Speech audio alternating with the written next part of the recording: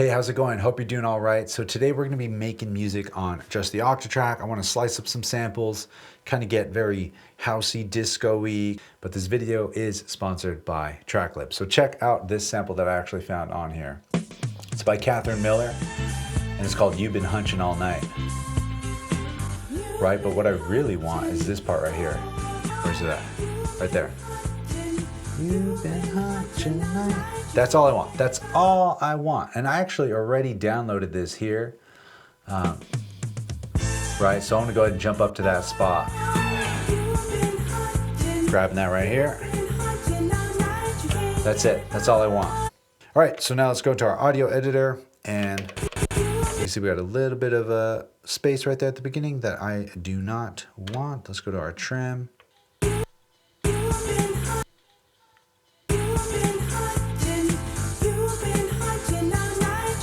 Awesome, and I don't want that last little bit right there.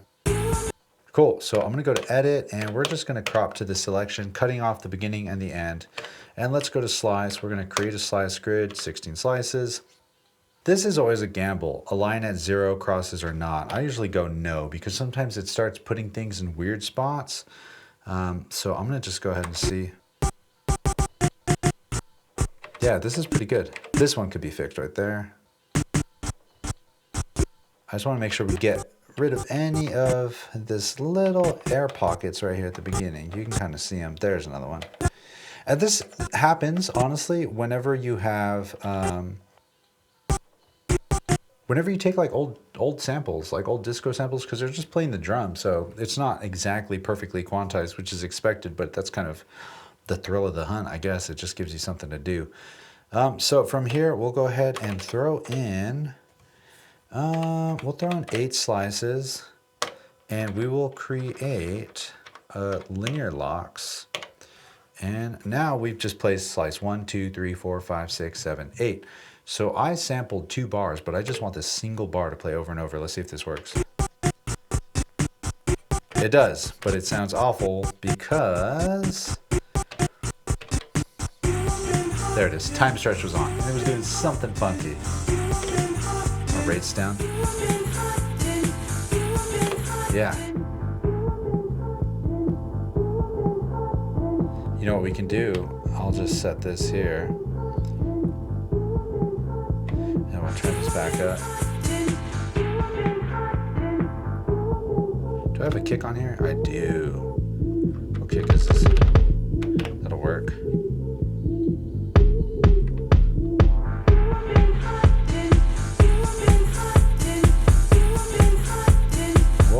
Say this one to have 33% chance, and then we'll also go to our volume and turn it down.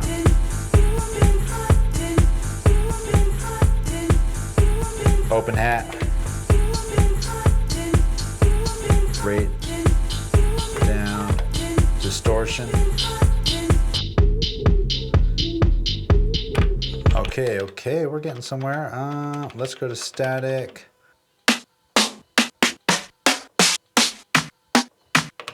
That one's fine. Put that where you would expect. Oh, that's not what I wanted. What's happening there? Let's see. That's not a snare.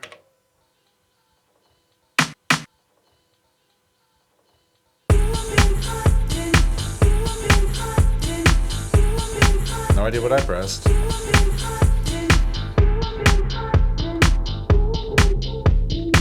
Right, so this is dope. We'll go ahead and copy this pattern.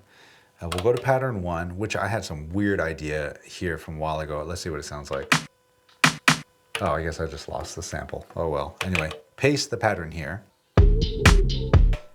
And we're back on pattern 2 because I want this main part that we have playing right now to just be the main part of the track, right? But we want a little bit of a variation to this. So we're gonna go to this here, and this is still just 1 bar, but what we're gonna do is we're gonna set this to be 2 bars. Go back to track 1, go to our second bar, and you can see it already copy pasted the first bar to the second bar, which is gonna be slices 1 through 8. But I'm gonna go ahead and hold this down and kind of change up our slices. So let's try slice, I don't know, 11. That's cool. Maybe we can put something else here. 14, let's try that one. Oh yeah, 14, 15, let's try that. Yeah. What's 16? Let's see.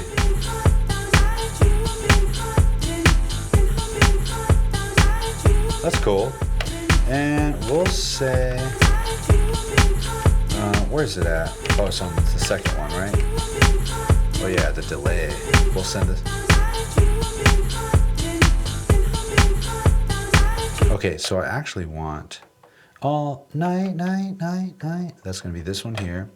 Timing for this will be 64, sure.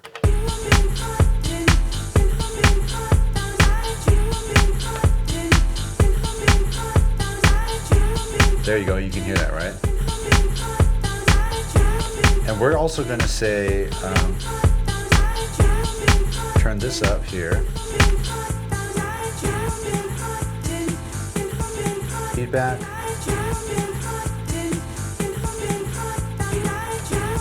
And I'm gonna say, on this one step, we'll turn our bass up, width down,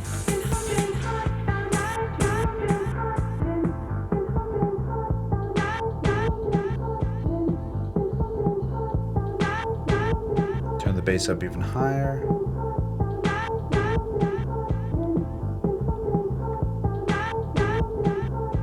Or send down. Actually, you know what? Let's just go ahead and turn that up in general. Because I don't think it's affecting the delay. Now it is. Just in default, right?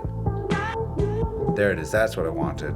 So because I was parameter locking it, it was only affecting the delay for that one specific step.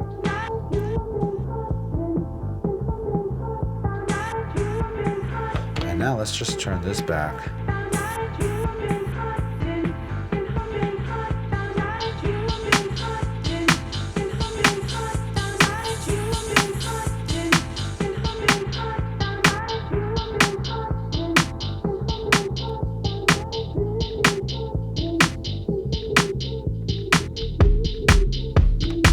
This could be a little thumpier.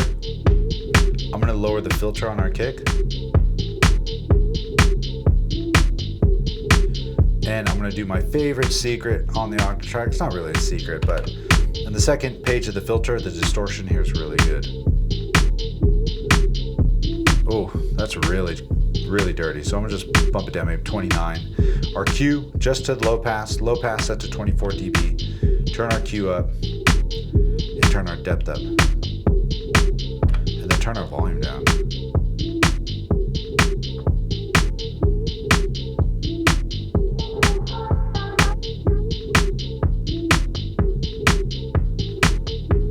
That's cool. Yeah, I like that a lot. And then if we go, yeah, our pitch is already down. That's fine. Oh!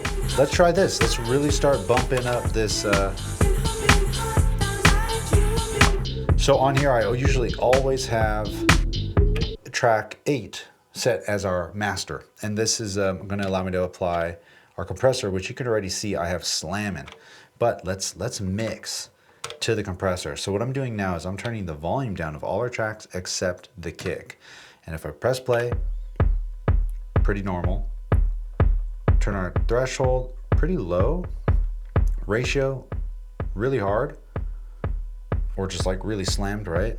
Turn the threshold up a little bit to kind of give it a little bit of room to breathe.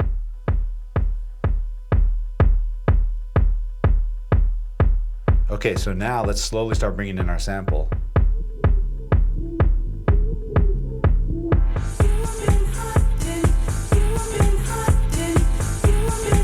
Right, now we can bring in this hat.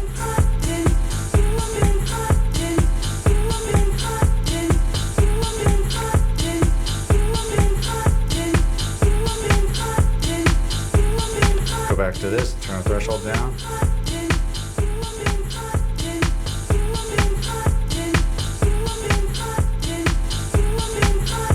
Take the kick out. I'm actually gonna shape up this kick a little more. It's a really long sample. So turning our hold all the way down and just release.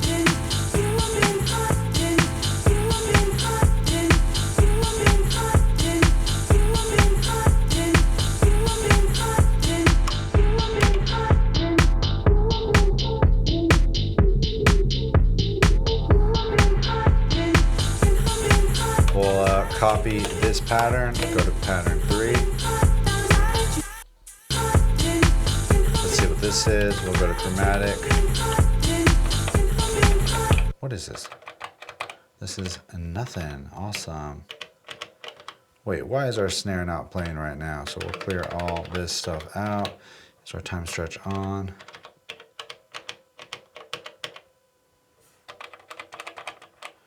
What the hell? Oh, duh, I have our level turned all the way down. Sure, is that the sample I want? This one's better.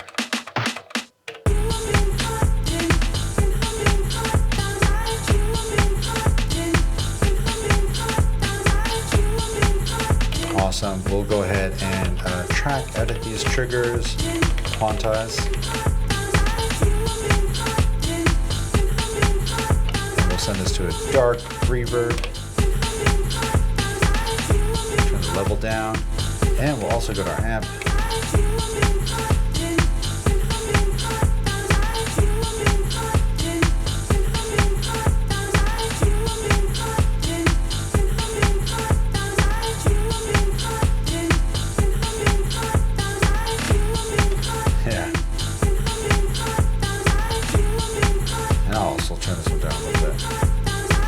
Same thing.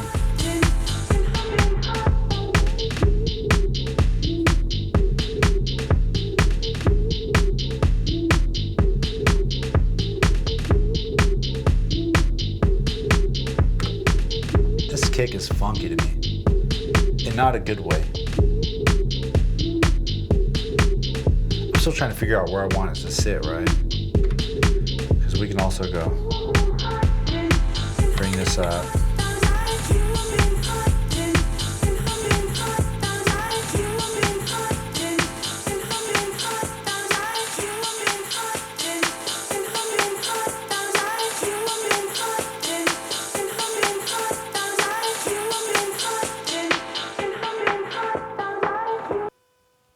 Whoa.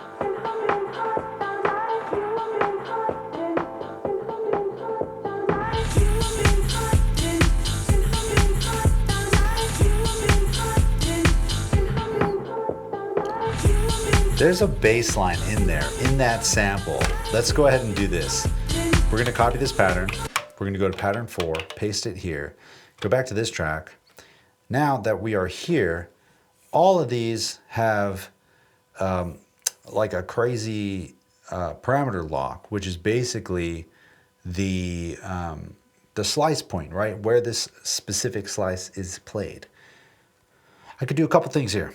I can either hold this down, turn our width all the way down, and do that for every step. I can also record the automation, or I could just re-sample this as a new sample and then trigger lock it on pattern 4. So to be complicated, I'm gonna do that instead. So we're gonna go to track 7, look at our recorders, turn this off. Source 3, we're gonna set it to track 1. Loop on is fine, and we're gonna set this to 1, our trigger mode, right? Record length, we'll do 32 steps. That's it, that's all that this is right now. It's just 2 bars.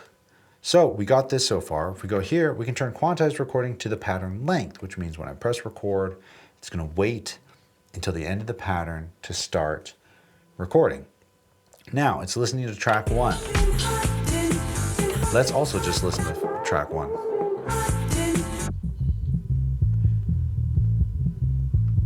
That's the bass line right there. You hear that? We can get a little more fine in detail with this. So I'm gonna just go ahead and, that's fine, that's fine. I'm actually gonna say cue point to the high pass, and we can just turn up the bass.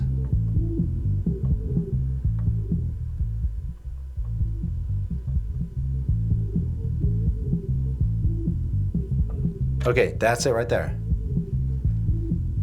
And I'll even turn it down a little more.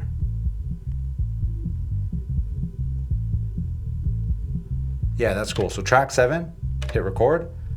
It's grabbing 1 bar right now. Done. Okay, cool.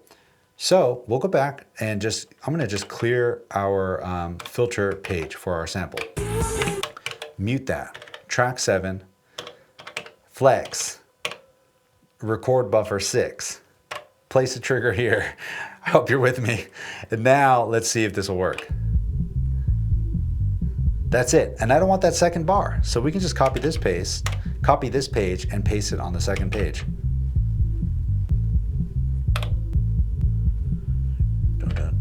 You can hear there's a little bit of a pop. We'll just turn the attack up a little bit. Now we bring everything else back in.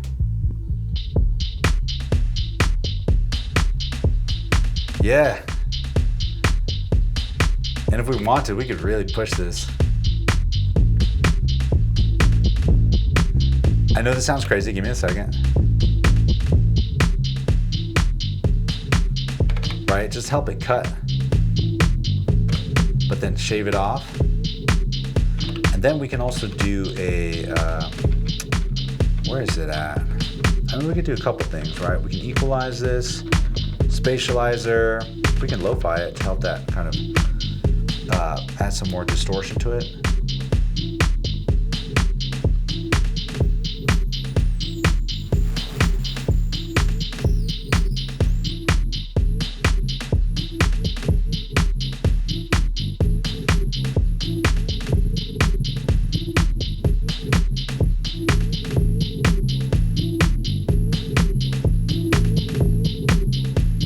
Now that we got this here,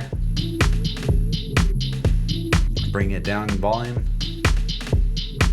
Go back to track 1, unmute this, and we'll just clear this pattern out. So now if we go, loop is still set. We need to make sure loop gets turned off so it doesn't keep playing that. And now in track 7, we need to place a trig here, go to amp, and turn the volume all the way down just to mute it. Go back to this one here. This is track 1.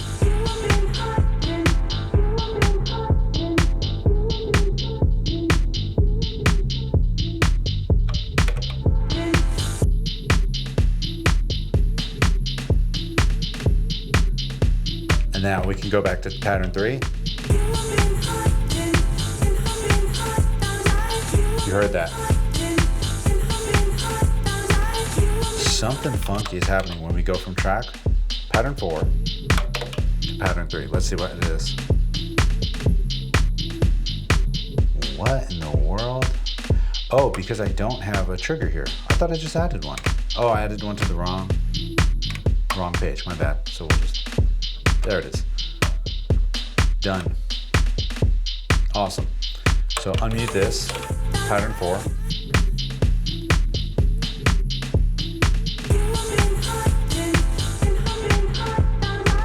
Amazing. Got the bass line out of there. Got the chop going up. I mean, this is dope. I got like the whole bass line out of this whole thing. Got a couple chops going on. And honestly, this sample is sick. Catherine Miller and Harvey Miller. This is exactly one of those samples that I like using whenever I kind of feel Daft Punky or more specifically Soundstream. If you're not familiar with Soundstream or Sound Hack or WD7, what was it? Was it WD7? WK7? WD7? I can't remember, but for sure, look up Soundstream. Insanely good producer, super simple, very curated, very effective dance music. But this sample by Harvey Miller and Catherine Miller very much reminds me of that. And actually, you know what? Quick shout out to Tracklib. They are today's sponsor, but it's so dope because look, this is category C. The way it works, 50 bucks would get me to license this song legitimately, and I can release this. And because it's category C, if we go over to licensing, you can see category C, I'm about 10 seconds of sample time with this track. I split this 10% with the original creators, Catherine Miller and Harvey Miller, of this track, which is dope because it's a real record that actually came out in 1977. And I can say I just did a release with them and they are also on the track. So at the end of the day, the plans and pricing on this right here, it's $5.99 a month. You get 25 track downloads a month, which they just upped this as well, which is super duper dope. So you get more track downloads and you don't need to pay that $50 to download a track and mess around with it. That's all I'm doing here. Just having some fun, messing around with real samples and real music that exists in the real world and chopping it up however I want. And they even do multi-tracks, all this other really crazy like beat looper stuff. Like say I go and choose early house and I can choose 1 bar loop, right? Doesn't that's, tell me that's not exactly what I just made. Why do I even try anymore? But anyway, shout out to Tracklib. If you're curious about them and want to get a special deal on it, use the link down below in the description below that like button, which I would also appreciate. But I mean, yeah, that's really it. It's super simple. It's never been easier to release music with legitimate artists. So again, shout out Tracklib for kind of finding a way to give back to the original artists and not have to worry, like I say, with the SWAT team rappelling through your window when you hit publish onto Spotify or Apple Music or whatever. So yeah, anyway, I'm gonna leave it here. I appreciate you coming by. And until next week, my friend, you already know the drill. Share the love, share the knowledge. Knowledge is power. Peace.